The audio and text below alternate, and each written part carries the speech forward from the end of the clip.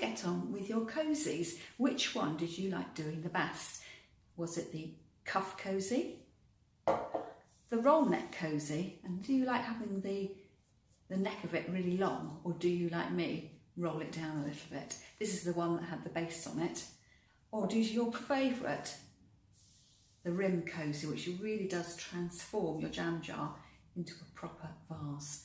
Well, you've done the crocheting. How about having a mini flower arranging class, and I'll show you how to add flowers into your jam jars to make a really beautiful display. I'm going to arrange my flowers in the roll neck cosy jar, primarily because it's got this crocheted bottom, and when I arrange it, it's not going to make lots of clunking noises on the surface. And you'll need to decide when you're making your own crochet cozies is whether you want to put this base on, whether you think it might be a bit wobbly if you come to add the flowers in, but you've got the option of trying it with the base and trying it without. Now, the beauty of making, home crafting your own little vases like this, your jam jar cozies, is that they look really great with just a few flowers inside, so you don't need to be going to your florist or to the supermarket, although you can do. But why not go out into your garden and just see what you've got available in your garden, and then you can have the complete homemade look from start to finish. So I've picked these lovely flowers from our garden. I'm filming this in March, so we don't have an awful lot around. Actually, this piece of greenery hasn't come from my garden at all. It's a pot plant I had indoors, which was getting a bit leggy, so I've given it a haircut. So I'm going to use that in my vase. And here I've got some really pretty pink flowers from the begonia flower. You might know this as the large leafed plant, sometimes called elephant's ears, and they do look a tiny bit like hyacinths. And then finally, some hellebores. These are growing in my garden. They're a pinky colour, and when they start to mature, they go this green. Don't pick your hellebores too early. You need to wait until the seed head starts to develop, other the flowers just droop otherwise, and they don't really like being bought indoors. Whether you're buying your flowers from the florist, the supermarket, or cutting them from your garden, you do need to recut the ends, not only to make sure they're the right height to fit into your little vase, but so that the flower can take up water more effectively. And if you leave your flowers out of water for any time, you'll notice that the stem ends get a bit dry. And I do this using a pair of floristry scissors, but you could use a pair of sturdy kitchen scissors as well. Cutting here at an angle, so you get a really sharp point to your flower. Imagine it's standing up on tiptoes in your vase. And of course you need to remember to add water to your jam jar, otherwise your flowers aren't going to survive. Now here, my stem on the hellebore has got no side shoots on it, so you want to make sure that if you have got leaves and side shoots coming off, they're going to be trapped inside the jam jar, that you peel them off. You can either do that very gently with your fingers or cut it off with a pair of scissors. And you could just have one simple flower to one side or add more. So this is the piece of my pot plant that I cut back, and I think when that's going to be in the vase, these leaves are going to be in the way, so gently pull them off and then measure how far I want to cut that stem, recut at an angle. So recut at an angle and then add it into your jar. And you keep going. You might want to put lots of greenery in first of all and then do your flowers, or just see what suits you. I particularly like the way that the flowers of the begonia drape over the edge of the jam jar a little bit. They look really pretty from the side. Now you might be worried that if you've only got a few stems in your jam jar, that the flowers all seem to slop to one side. I've got a quick fix for that, so I'll clear away and come back and show you what you can do. For this arrangement, I'm going to use my rim jam jar cosy, and I'm going to thread it on some excess yarn, and I'm going to create a little grid that runs across the top of the jam jar, and that will help hold my flowers in place. That's particularly helpful if you know you're going to display one or two flowers rather than a whole bunch.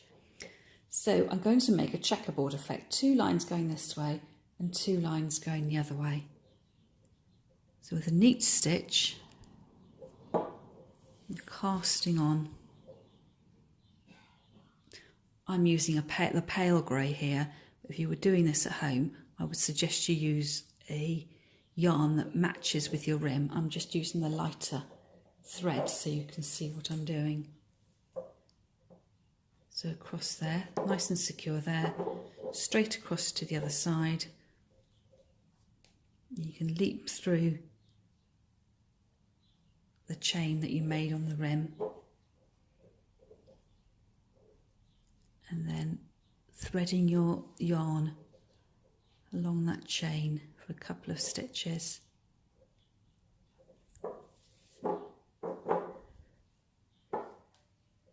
And go back across, and then I'm going to thread this way and then go back, so I can use one piece of yarn without having to cut it off.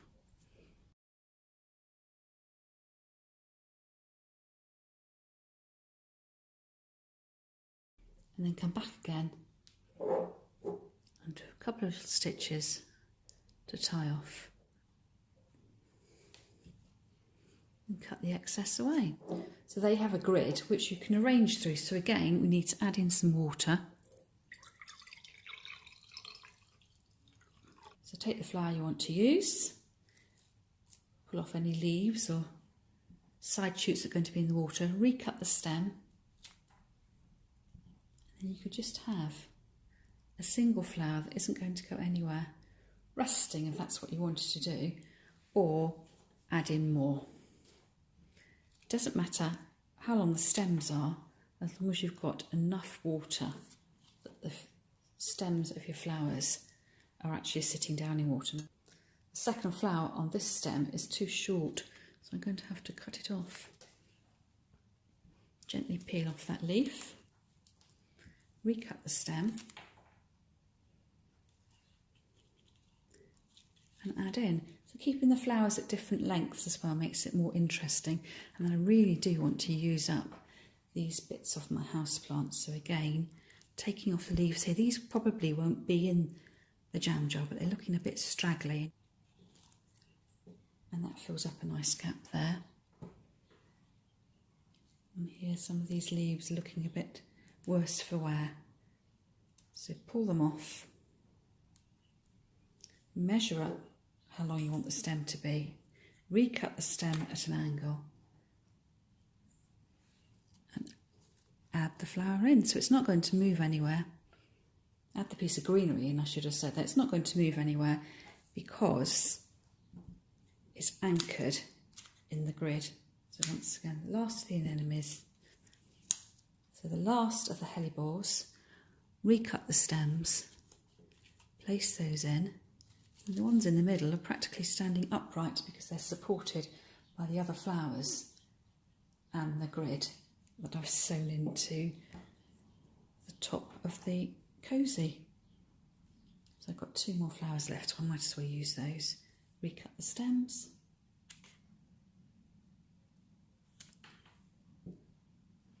And slide them in where you think it's going to look great.